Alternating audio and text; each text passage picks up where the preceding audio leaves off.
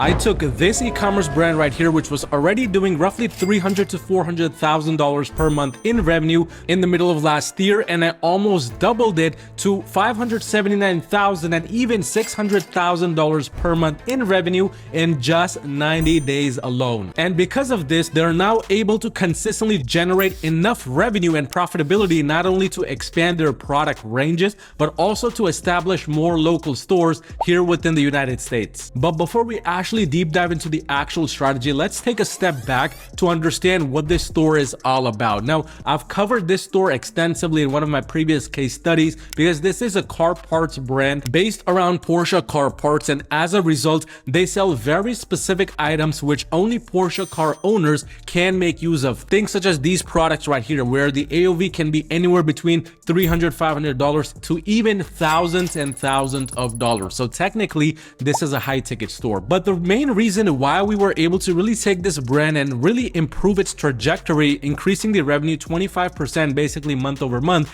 is because we took a different outlook and a different approach from the foundation up. Now, in the last case study, what I mentioned was we worked on the foundation, we made the landing page better, but since then, we have really dialed in on the landing page to cater to the perfect Porsche car owner. And what you want to understand is it doesn't matter if you're selling Porsche car parts or you're selling beauty products or you're selling basketballs. What matters is your entire landing page caters to that one specific person which you are trying to reach. And in this case, we were targeting more of the people that were above 30 years of age, mostly males, and people with a lot more money in their pockets. So as a result, we needed to take an approach where things were a bit more sophisticated, things were a bit more clean. This again depends entirely on your audience, but I truly believe that really focusing on this within the last few days was the main reason why we were able to really scale this brand to the very next level. I mean, just within the last 30 days alone, our conversion rates are anywhere from 1% to 1.5% even on some of the days. But that's because, again, we took this very dialed and direct approach. Now, this example right here, along with this one, is a perfect example of exactly what we did. The main goal when somebody landed on the landing page for this brand was that we wanted to, number one, showcase the product that was in use, but number two, let the user feel that because they were a Porsche car owner, they were part of a family, they were part of an elite group of individuals who this brand catered to. And as a result, we had an image and all sorts of things like this right here, which was very similar. Now, in our approach, we had mostly Porsches in the image, but here you can see they have basically an image of all of the brands that they cater to. But that's essentially what we did here. But with the landing page, we kept things very simple, just the product images to very detailed descriptions with SEO techniques for product titles and everything in between. And then of course, reviews, because anytime it's a high ticket brand, the reviews are essential for the scale of that brand. But from the overall landing page, we kind of took a step towards the approach later on, which really helped us change things around for this brand. Now, within the last 30 days alone, as you can see, we roughly spent $15,000 in total ad spend to generate back over $250,000. It's a little bit more than this, but just because Google doesn't really track all of the numbers accurately. Now, the ROAS is at an all-time high of 16.70x. That's right, a 16.70x. And within the last 14 days, the ROAS is still around that range. We're doing about $100,000 nowadays every 14 days and beyond. But the approach that we took to get to this level, you'll be shocked to find out just how simple it is. I mean, if you look right here, there's only 6 different campaigns running. The main thing you want to understand is the more fancy approaches you add, the more nitty-gritty details you add, the more difficult it becomes to scale your brand. And because this was a higher ticket store, we did not want to confuse the algorithm and we did not want to feed it too much different things so that it ends up actually getting confused. Instead, we took a very basic shopping based approach here. Now,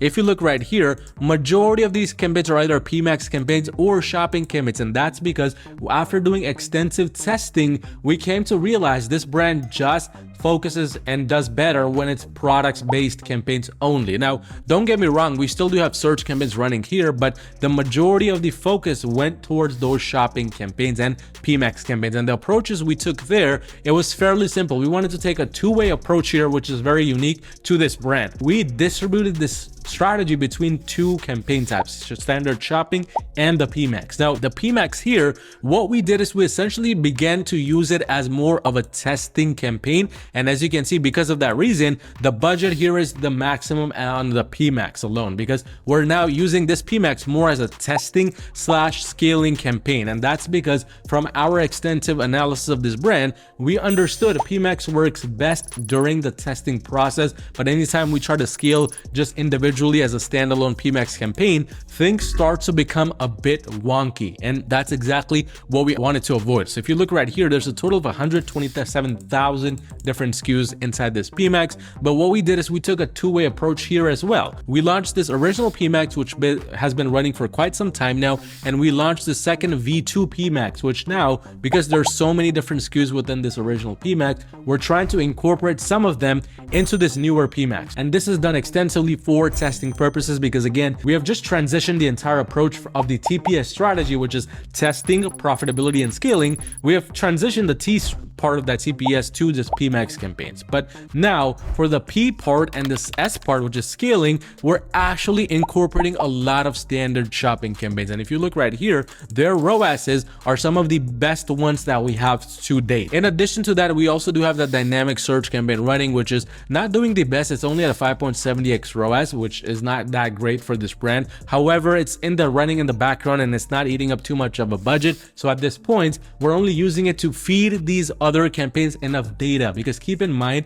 not every campaign should be just about profit. Some of these campaigns can just literally lose you money and run in the background, but feed enough data on the account level so every other campaign here can get better based off of that. But that's exactly what we're running this dynamic search campaign for. And then this last campaign is just a search campaign. It's a branded search campaign targeting worldwide, nothing too crazy there. But this entire approach, it's only possible to consistently get results with this because we are consistently looking inside the insight section and we are optimizing the strategy based on this, because at this point we're getting a lot of valuable data. As you can see, the overall cost has been increasing these past 7 days and things have been looking very steady and positive. So as a result, we have really started doubling and tripling down on the insight section to use a lot of the keywords which we are ranking for here now, including a lot of the products, to then further go after them, to then implement better product techniques in the back end. Because for this brand to scale it now from $500,000 to $1 million a month, we are actually focusing more on the vertical scaling strategy. And